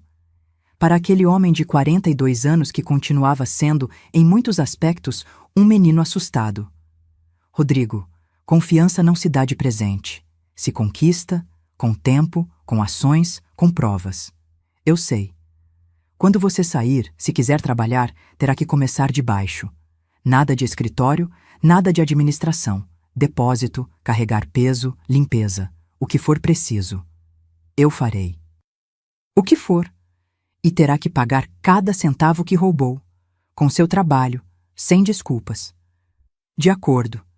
E se voltar a me trair, se voltar a mentir para mim, se voltar a tentar me manipular, não haverá segunda chance. Entendido? Entendido. Estendi minha mão sobre a mesa. Ele a pegou. Estava fria. trêmula, mas estava ali. Não sei se algum dia poderei voltar a confiar em você completamente, Rodrigo, mas posso te dar a oportunidade de tentar. Obrigado, mãe. Obrigado. Não me agradeça. Demonstre. Assenti. Fiquei de pé. Mãe, espera. Sim? Posso te abraçar? Hesitei. Só por um segundo. Então abri os braços. Rodrigo se levantou. Abraçou-me forte, desesperado, como quando era criança e tinha pesadelos. Sinto muito. Me perdoa. Por favor, me perdoa. Algum dia, meu filho. Algum dia. Eu o soltei. Saí daquela sala sem olhar para trás. Porque se eu olhasse, se o visse chorando ali, sentado sozinho naquela mesa de metal, eu desmoronaria. E eu já havia chorado o suficiente. 2 semanas depois, inauguramos oficialmente a escola de ofícios. Fizemos uma pequena cerimônia. Nada ostensivo. Pão de queijo, café, coxinhas. Vieram os 25 alunos com suas famílias. Seu Tomás e Dona Elisa, Bruna e meus sobrinhos, tia Berta, os Ramires, Estevão e sua família. Gente que me queria de verdade. Dei um discurso curto. Alberto sempre dizia que o verdadeiro sucesso não se mede por quanto você tem, mas por quanto você compartilha. Hoje, ao abrir esta escola em nome dele, estou compartilhando o que ele me ensinou, que o trabalho honesto dignifica, que as mãos que criam valem mais que as mãos que roubam, e que a família verdadeira nem sempre vem do sangue, mas do coração. Aplausos, abraços, lágrimas de alegria. Uma das alunas, Sofia, uma garota de 22 anos com 2 filhos pequenos, aproximou-se de mim depois. Dona Clara, quero que saiba que a senhora salvou minha vida. Eu? Como? Meu marido me deixou há 1 ano. Fiquei sozinha com meus filhos, sem trabalho, sem estudos. Pensei em desistir. Mas então vi o anúncio da escola. E agora tenho esperança. Obrigada. Eu a abracei forte. Não me agradeça, minha filha. Agradeça a si mesma. Por ser corajosa. Por não desistir. Naquela noite, sozinha em casa, sentei-me no jardim. Olhei as estrelas. Falei com Alberto. Nós conseguimos, velho. Não como esperávamos. Não com quem esperávamos. Mas conseguimos. O vento soprou suavemente.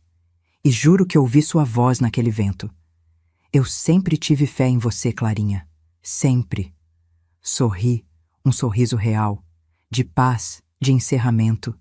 De novo começo. 3 anos depois, a Escola de Ofícios Têxteis Alberto Contreras já havia formado 120 alunos. Muitos tinham seus próprios negócios. Outros trabalhavam em casas de moda renomadas. Alguns ficaram conosco, agora como professores das novas gerações. O negócio da família havia triplicado de tamanho. Rodrigo saiu da prisão há 2 anos. Cumpriu sua palavra. Começou no depósito, carregando caixas, limpando, organizando estoques, sem reclamar, sem pedir privilégios, trabalhando 12 horas por dia. Pagou cada centavo de sua dívida. Levou 18 meses, mas ele o fez. Vanessa não voltou com ele. Divorciaram-se enquanto estavam na prisão. Ela foi para Curitiba com sua família. Nunca mais ouvimos falar dela. Rodrigo mora agora num apartamento pequeno em Pinheiros. Vem trabalhar todos os dias. Almoça comigo aos domingos. Não falamos do passado, mas construímos um presente. Devagar, com cuidado, como quem monta um vaso quebrado, sabendo que as rachaduras sempre estarão ali, mas escolhendo de qualquer modo dar uma segunda chance à beleza. Confio nele completamente? Não. Eu o amo? Sim, porque apesar de tudo, ele continua sendo meu filho. Mas agora sou uma mulher diferente, uma mulher que aprendeu a impor limites, a se defender, a não confundir amor com submissão. Uma tarde, enquanto dava aula de bordado para um grupo novo, uma aluna me perguntou: Dona Clara, como a senhora fez para se levantar depois de perder tudo? Deixei a agulha sobre o tecido, olhei para aquelas 15 mulheres jovens que me olhavam com esperança. Eu não perdi tudo, minha filha. Perdi as ilusões. Perdi a ingenuidade. Perdi a versão de mim que precisava ser amada a qualquer custo.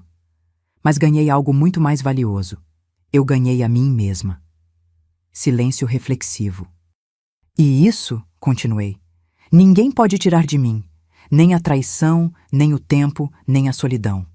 Porque a verdadeira riqueza não está no que você possui. Está no que você não permite que tirem de você. Sua dignidade, sua voz, seu direito de se defender. Lágrimas em vários rostos. Nunca, nunca deixem que o medo as torne pequenas. Nunca deixem que o amor as torne cegas. E nunca, nunca permitam que alguém roube sua paz. Aplausos espontâneos. E naquele momento, olhando aqueles rostos cheios de esperança, aqueles olhos brilhantes com sonhos, eu soube que Alberto estaria orgulhoso, não do filho que não pôde ser, mas da mulher que me tornei, a mulher que caiu, que chorou, que se quebrou, mas que se levantou mais forte, mais sábia, mais livre, e essa mulher, essa Clara Contreras de 69 anos, com cabelos brancos e rugas no rosto, mas com fogo no coração, essa mulher já não tinha medo de nada. Porque havia enfrentado o pior, e havia sobrevivido. Não apenas sobrevivido, havia florescido. Reflexão final. Há momentos na vida em que você tem que escolher entre ser amada ou ser respeitada. Entre ficar em silêncio ou levantar a voz. Entre proteger quem te machuca ou proteger a si mesma. E eu escolhi. Escolhi minha paz em vez da conveniência deles. Escolhi minha dignidade em vez da ganância deles. Escolhi meu futuro em vez do passado deles. Não foi fácil. Doeu como nenhuma outra coisa doeu. Mas valeu cada lágrima, porque no fim do dia, quando me olho no espelho, vejo uma mulher que pode sustentar o próprio olhar. Uma mulher que não se vendeu, que não se deixou quebrar, que escolheu viver de cabeça erguida, mesmo que isso significasse caminhar sozinha por um tempo. E se minha história puder inspirar uma única pessoa a se defender, a não permitir o abuso disfarçado de amor, a impor limites mesmo que doa, então cada segundo de dor terá valido a pena. Porque a verdadeira herança que deixamos não são os prédios, nem as contas bancárias, nem as propriedades. É a lição de que merecemos respeito, de que merecemos paz, de que merecemos amor verdadeiro, não migalhas envoltas em culpa. E isso ninguém pode tirar de você. Nunca. Se esta história tocou seu coração, se te lembrou de alguém que você conhece, ou se você mesma viveu algo parecido, deixe seu comentário. Conte-me de onde está me vendo. E se você conhece alguém que precisa ouvir esta mensagem, compartilhe.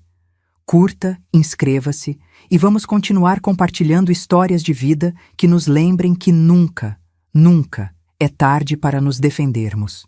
Porque a dignidade não tem idade. E o respeito não se implora, exige-se. Obrigada por me acompanhar até o final. Com carinho, Clara Contreras. Fim.